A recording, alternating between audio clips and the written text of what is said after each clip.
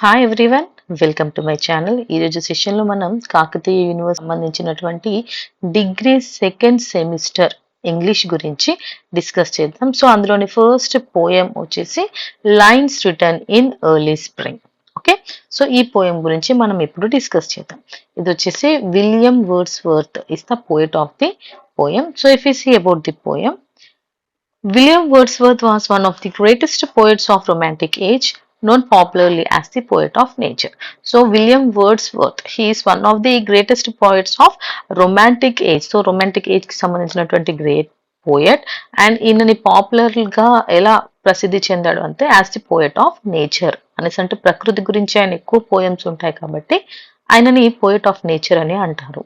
Wordsworth was born on 7th April 1770 at Cockermouth in Cumbria. So, ఇది వచ్చేసి ఆయన date of birth.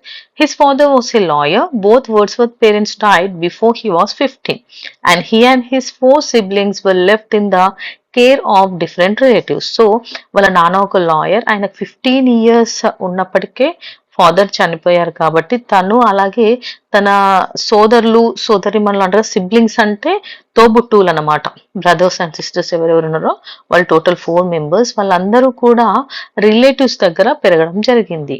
His famous work include lyrical ballads, the prelude, lines return in early spring, as I wandered lonely as a cloud and solitary reaper. So ఇవి వచ్చేసి అతని works లో చాలా famous works ఇవి.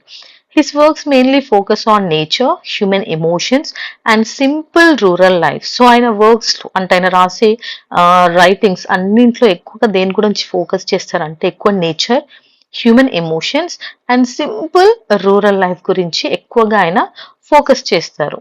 Wordsworth died at the age of 80 due to pleurisy on April 23rd, 1850. So ప్లూరసీ అనే ఒక disease వల్ల ఆయన ఏప్రిల్ 23rd, 1850లో చనిపోయారంట. సో ఇది వచ్చేసి విలియం వర్డ్స్వర్త్ గురించి. నెక్స్ట్ ఇంకా థీమ్ గురించి చూస్తే, lines return in early spring is a reflective nature poem by William Wordsworth in which he expresses his deep love for nature and his sadness about the condition of human life. So ఈ poem ఒక reflective natural poem అన్నమాట, nature గురించి reflect చేస్తున్నటువంటి poem. So ఇందులో ఈయన ప్రకృతి మీద ఆయనకున్నటువంటి ప్రేమని, అంటే ఆయన డీప్ లవ్ ఫర్ నేచర్ ని చెప్తున్నాడు. అలాగే మనిషి యొక్క పరిస్థితులు, వాళ్ళ జీవితం గురించి చూసి ఆయన బాధపడుతున్నారు.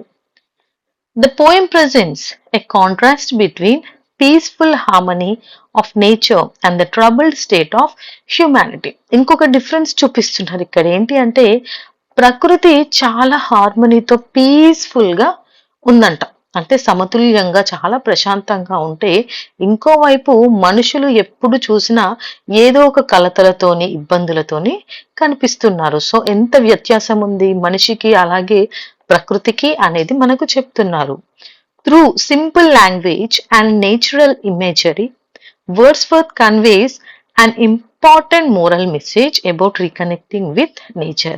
సో సింపుల్ గా అర్థమయ్యే లాంగ్వేజ్ ని అలాగే ఊహాశక్తిని యూజ్ చేసి ఇక్కడ మనకు పోయట్ ఏం చెప్తున్నారు, ఒక మోరల్ మెసేజ్ ఇస్తున్నారు. మనుషులు ఎలా నేచర్ తో కనెక్ట్ అవ్వాలి అనే విషయాన్ని మనకి ఈ పోయంలో చెప్తున్నారు. ఓకే, ఇంకా సమ్మరీలోకి వెళ్ళిపోతే, the poem begins with the poet sitting alone in a quiet grove during early spring.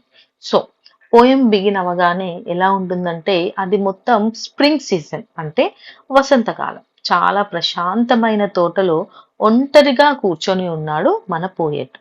Surrounded by trees, flowers and birds, he listens to the gentle sounds of nature.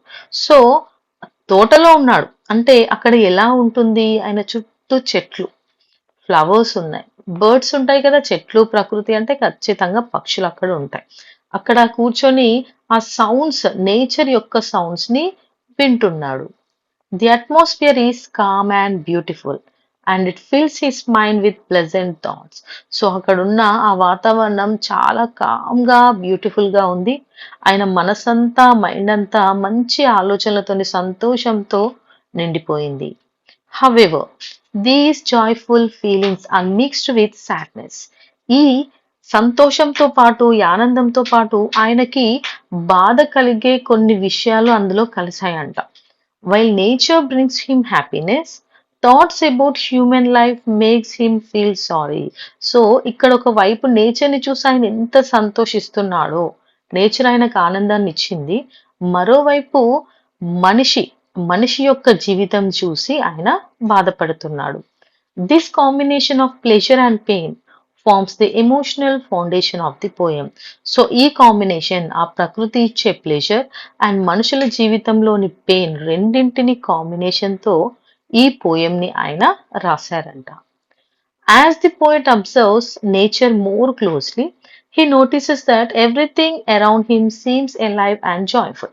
So కవి తన చుట్టూ ఉన్న ప్రకృతిని observe చేస్తున్నాడు. చాలా deep గా close గా observe చేస్తుంటే అక్కడ ఏం నోటీస్ చేశాడంటే అతను చూసే ప్రతిదీ, ఏది అయినా ఆయన చుట్టూ ఉన్నవి అన్నీ కూడా ఎలా అనిపిస్తున్నాయి, చాలా జీవించి ఉన్నట్లుగా కనిపిస్తుంది. అన్ని జీవంతో ఉన్నట్లుగానే కనిపిస్తున్నాయి ప్రకృతిలో. The plants and flowers appear to enjoy the fresh air of spring and the natural world looks peaceful and balanced. Plants, flowers ఇవి ఏం చేస్తున్నాయి? పువ్వులు, అలాగే చెట్లు అన్నీ కూడా అక్కడున్న ఆ స్ప్రింగ్ సీజన్ లోని ఎయిర్ ని ఎంజాయ్ చేస్తున్నాయి. ప్రశాంతంగా చాలా బ్యాలెన్స్డ్ గా ఉంది ఆ వాతావరణం. Wordsworth believes that nature follows a divine order created by God. So Wordsworth ఏమని నమ్ముతున్నారు అనంటే, మన ఈ ప్రకృతి ఎప్పుడూ కూడా అన్ని నియమాలు, ఏదైతే ఈ ప్రకృతిలో ఉన్నటువంటి నియమాలు, దేవుడు సృష్టించినటువంటి నియమాలు ఉన్నాయో అవన్నింటినీ చక్కగా ఫాలో అవుతున్నాయి. Every element of nature lives according to this natural law and exist in harmony. So ఈ దేవుడు, ఈ ప్రకృతి అన్నీ కూడా దేవుడు సృష్టించినటువంటి నియమాలకు అనుగుణంగా సమతుల్యంగా నడుస్తోంది అని ఆయన బాగా నమ్ముతున్నాడు. This idea reflects the romantic belief that nature is pure, spiritual and morally uplifting. So ఇలా దీన్ని బట్టి ఆయనకి ఏమనిపించింది అంటే, ఆయన ఆలోచనలన్నీ కూడా ఏమని చెప్తున్నాయి, ప్రకృతి ఎప్పుడు ప్యూర్ గా ఉంటుంది, స్పిరిచువల్ అంటే భక్తి కూడా ఉంటుంది అందులోనూ, అండ్ మోరల్లీ అప్లిఫ్టింగ్, మనం మోరల్ గా కూడా మనల్ని ఎప్పుడు ముందుకు వెళ్ళేలాగా చూపిస్తుంది, ప్రేరేపిస్తుంది. The poet then watches birds hopping and playing freely among trees. So ఆ తర్వాత పోయట్ ఏం వాచ్ చేశాడు అంటే, బర్డ్స్ గెంతుతూ, ఎగురుతూ, ఆడుకుంటూ అందంగా అతనికి కనిపించాయి. Their moments express excitement and happiness. So అవి అలా గెంతుతూ, ఆడుతూ, ఎగురుతూ సంతోషంగా ఉండడం చూసి అతనికి కూడా చాలా హ్యాపీగా అనిపించింది. They live without worry or stress, enjoying the present moment.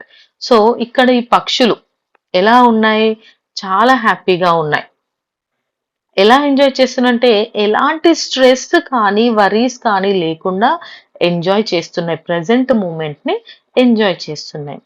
Towards word the birds symbolise the natural joy and innocence. So ప్రకృతి ఎంత ఇన్నోసెంట్, అందులో ఎంత జాయ్ ఉంటుంది అనేది ఆయనకి ఇక్కడ ఈ బర్డ్స్ సింబలైజ్ చేస్తున్నాయి. He also observes budding branches spreading their fresh leaves towards the light as if they are happily participating in life. So చెట్లలోంచి అన్ని ఆకులు రాలిపోయాక కొత్త చిగుళ్ళు వస్తుంటాయి కదా, సో అలాంటి కొత్త చిగుళ్ళు వస్తూ ఉండడం, ఆ సూర్యుని వెలుగుని చూస్తుంటే ఈ ప్రకృతి మొత్తం ఎలా పార్టిసిపేట్ చేస్తుంది అంటే, ఆకు రాలిపోవడం కామన్, ఓకే, రాలిపోయిన తర్వాత మళ్ళీ కొత్త చిగురునిస్తుంది. ఆ కొత్త చిగురుతో మళ్ళీ ఆకులు పెద్దగా అయిపోయి చెట్టు అందంగా మారుతుంది. అంటే ప్రతిదీ కూడా లైఫ్ సైకిల్లో అదొక భాగం. అంటే ప్రాబ్లమ్స్ ఇవన్నీ ఎలా మనుషులకు వస్తూ ఉంటాయి, అలాగే చెట్లకి, ప్రకృతికి కూడా వస్తాయి. కానీ అవి అక్కడే ఆగిపోకుండా, బాధపడకుండా లైఫ్ లో ముందుకు వెళ్తూ, ఈ ముందుకు వెళ్ళే ఈ సైకిల్ అని ఉంటుంది చూసారా, దాంట్లో కరెక్ట్ గా పార్టిసిపేట్ చేస్తూ ఉన్నాయంట. The poet imagines that even plants experience pleasure, showing how deeply he connects emotionally with nature. So ఇక్కడ పోయట్ ఇమాజిన్ చేసుకుంటున్నాడు అనమాట. ప్రతి ప్లాంట్స్ అంటే ఈ ప్రకృతి కూడా ప్లెజర్ ని, ఓకే, ఆనందాన్ని ఎక్స్పీరియన్స్ చేస్తుంది. అంటే ఈ ఎమోషనల్ గా నేచర్ కూడా ఎంత డీప్ గా కనెక్ట్ అయింది అని చెప్తున్నారు. Through this observations Wordsworth conclude that nature is filled with goodness and peace. So దీన్ని బట్టి మనం ఏం చెప్పొచ్చు, నేచర్ ఎప్పుడు కూడా దాంట్లో మంచితనం కాంబినేషన్ తోని మిక్స్ అయి ఉంటుంది. It silently teachers humans how to live A balanced and harmonious life. So ఈ ప్రకృతి మనకి ఏం నేర్పిస్తుంది, బ్యాలెన్స్డ్ అండ్ హార్మోనియస్ లైఫ్ ని ఎలా జీవించాలి. Nature becomes a moral guide demonstrating simplicity, unity and contentment. So ఉన్నదాంతో తృప్తి పడడం, కలిసి ఉండడం, సింపుల్ గా ఉండడం, ఆ మోరల్ గైడెన్స్ ఇవన్నీ కూడా మనకు ఈ నేచర్ అనేది ఇస్తుంది. The poet feels comforted by this realization, yet it also leads him to reflect on humanity. So ఇక్కడ పోయట్ ఎలా ఫీల్ అవుతున్నాడంటే ఈ ప్రకృతి అనేది ఒక రియలైజేషన్ అన్నమాట. సో మనకి కళ్ళు తెరిపించడానికి ఈ ప్రకృతి కూడా ఒకటి మనకు ముందే ఉంది, కళ్ళ ముందే ఉన్న ఒక గైడ్ లాంటిది ఈ ప్రకృతి. దీనివల్ల హ్యూమన్ కూడా రిఫ్లెక్ట్ అవ్వాలి అనేసి చెప్తున్నారు. When Wordsworth compares nature with human society, he feels deeply sadness. Humans, unlike birds and plants, had moved away from natural harmony. So, ప్రకృతితో హ్యూమన్ సొసైటీని కంపేర్ చేస్తే నాకు చాలా బాగా అనిపించింది. ఎందుకంటే ఈ ప్లాంట్స్, బర్డ్స్ లాగా మనుషులు కలిసి ఉండడం లేదు. Greed, selfishness and artificial way of living have separated people from the peaceful rhythms of nature.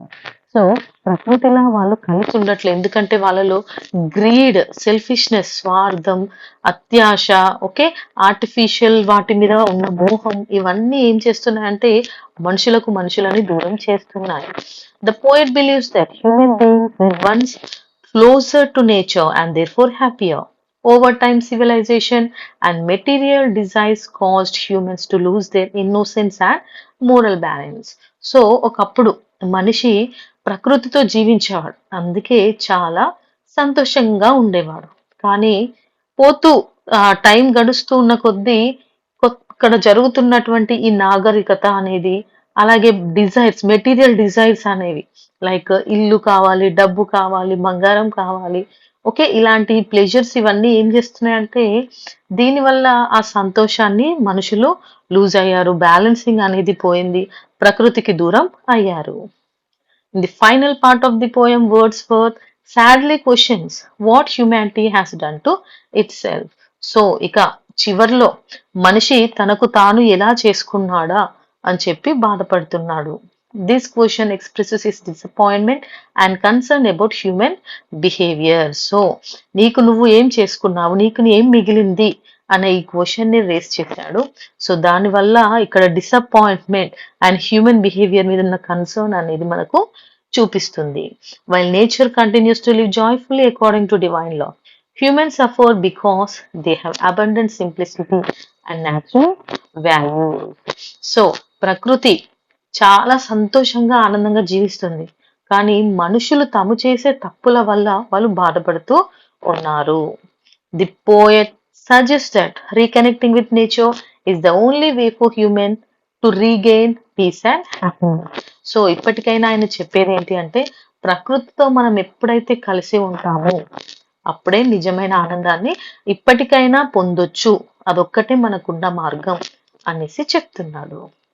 So if is the conclusion, lines written in early spring highlights the contrast between nature's human harmony and human discontent. So nature యొక్క harmony, కలిసికట్టుగా ఉన్నటువంటి nature అనేది, అలాగే ఈ మనిషి యొక్క discontent, అసంతృప్తి, ఇవి రెండిటికి మధ్యలో ఉన్నటువంటి డిఫరెన్స్ ని చూపిస్తున్నారు.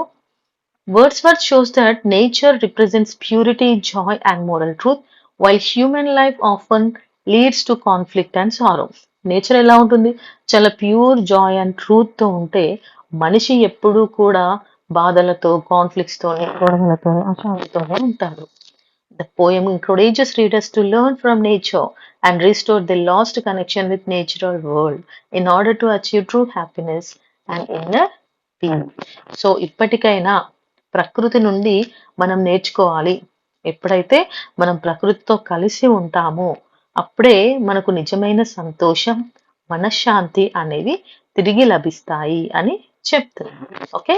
సో, మనుషులకు శాంతి అవన్నీ లేకుండా ఉండడానికి కారణం మనుషులు వాళ్ళంతట వాళ్ళే అలా చేసుకోవడం. సో, ప్రకృతిని చూసి మనం నేర్చుకోవాలి అని చెప్పడమే ఈ లెసన్‌లోని కంక్లూషన్. ఓకే. సో, ఇదొచ్చేసి ఈ ఆన్సర్ యొక్క సమ్మరీ. మనం నెక్స్ట్ వీడియోలో మళ్ళీ కలుద్దాం. Until then bye by.